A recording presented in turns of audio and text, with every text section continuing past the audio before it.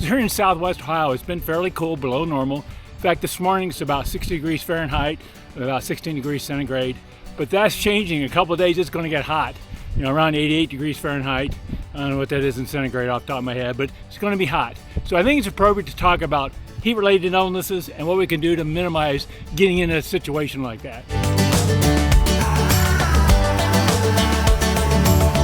Welcome to the Ageless Runner. I'm Ralph. So when I talk about heat-related illnesses, I'm talking about what happens to our body when it can't cool itself. Either we're working too hard or it's too hot out and we just can't cool ourselves. And I'm talking about two illnesses, heat exhaustion and heat stroke. Now, lesser of these is heat exhaustion. So I'm showing you the symptoms of heat exhaustion on the screen. It involves heavy sweating, cold, pale, or clammy skin, a fast, weak pulse. You might be nauseous, you might have cramps, might be real tired. You could be dizzy. You could even have a headache. If that's the case, you suspect heat exhaustion, stop what you're doing. You need to start cooling yourself. Get in the shade, drink some water. If you have access to cool water, splash it on yourself. Just kind of monitor how you're doing. And maybe you want to consider being done for the day, but just watch yourself. Now, the more serious condition is heat stroke. Heat stroke is considered a medical emergency. And what happens with heat stroke is our body stops sweating. The sweating system breaks down. And if we're not sweating, the sweat's not evaporating, we're not cooling off. So typically the symptoms of heat stroke is a high body temperature. We're talking like over 103 degrees Fahrenheit, over 39.4 degrees centigrade. Our skin may be hot and red. It could be dry or it could be damp from previous sweating. We'll have a fast, strong pulse. Again, headache, dizziness, nausea. We could be confused and you could actually lose consciousness. If you suspect heat stroke for you or somebody you're with, you need to stop. You need to contact emergency services. In the U.S., that means call 911. Do not mess around with this. Call 911. In the meantime, get in the shade, splash them with cool water. If they're unconscious, do not make them drink, but if they are conscious, maybe drink a little water. Treat it very seriously. It's a very difficult medical emergency situation. Now, the first point I want to make is it's just not temperature, it's also humidity. And that's something called heat index, or a lot of the meteorologists will call it feels like temperature. The way our bodies cool itself is we sweat, the sweat evaporates. But the higher the temperature and the higher the humidity, the lower the rate of evaporation will get hotter. So if you see a heat index or a feels like temperature, say above 90 degrees Fahrenheit, which is about 32 degrees centigrade, you really need to be following these tips I'm going to be going through here in a minute. They're really important so you can avoid those heat-related illnesses. And if the heat index is over 100 degrees Fahrenheit, which is about 38 degrees C, I would suggest you consider staying home. You're getting in dangerous heat indexes. You're putting yourself at a much higher risk for a heat-related illness, heat exhaustion or heat stroke. So pay attention to the heat index. Now, the next suggestion, of course, is hydration. No surprise, right? Make sure you drink 16 to 24 ounces of water before you run. Get yourself well hydrated. During the run, I suggest you drink on a schedule, not rely on thirst because the environmental conditions are so severe and hot, humid weather. I usually drink about every 15 minutes. Take 3 to 4 gulps out of my water bladder. The hotter, the more humid it is, maybe the more water you need. You'll have to judge that based on your body and your conditions, but make sure you keep your hydration up. And related to that, the next suggestion, number 3, is make sure your fueling includes electrolytes. You want to be replacing the salt, calcium, magnesium, and all those important electrolytes that you're losing through sweating. Now, you can get those through energy gels. Some energy gels have extra electrolytes.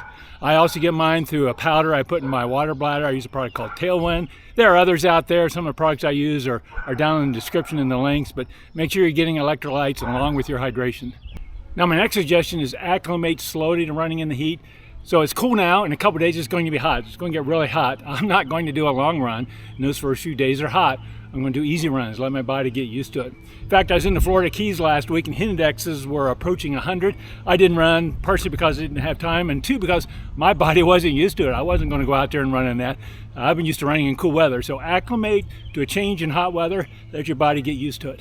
There are 3 ways in which our bodies get hot or heat gets transferred to our body. One is conduction, and that's the hot air around us heating up our body. The second is convection, that's wind, a breeze, that affects evaporation rate.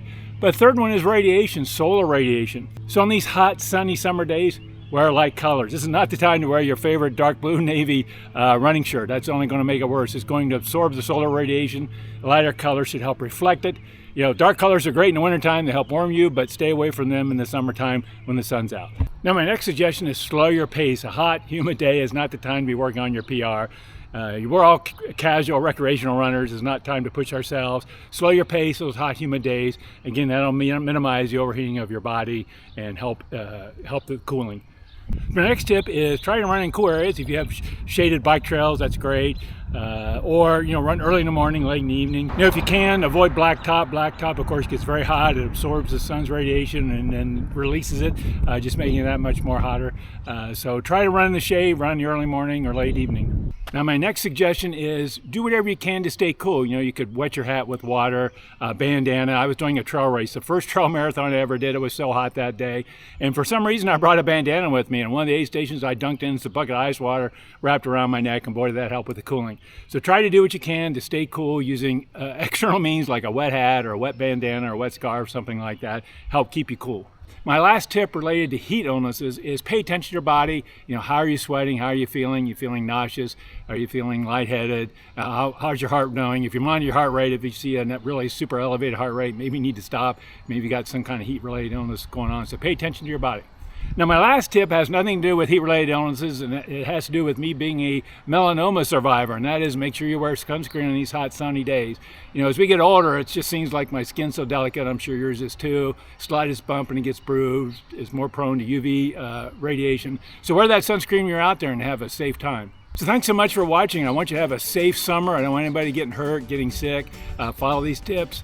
Be safe. If it gets too hot, maybe just think about not running that day. But do enjoy it when you do go out. Thank you so much for watching. I really appreciate you being here. If you like this video, please scroll down and hit the like icon. And if you're new here, I'd love to have you subscribe. Please hit that subscribe button also. Thank you so much and happy running.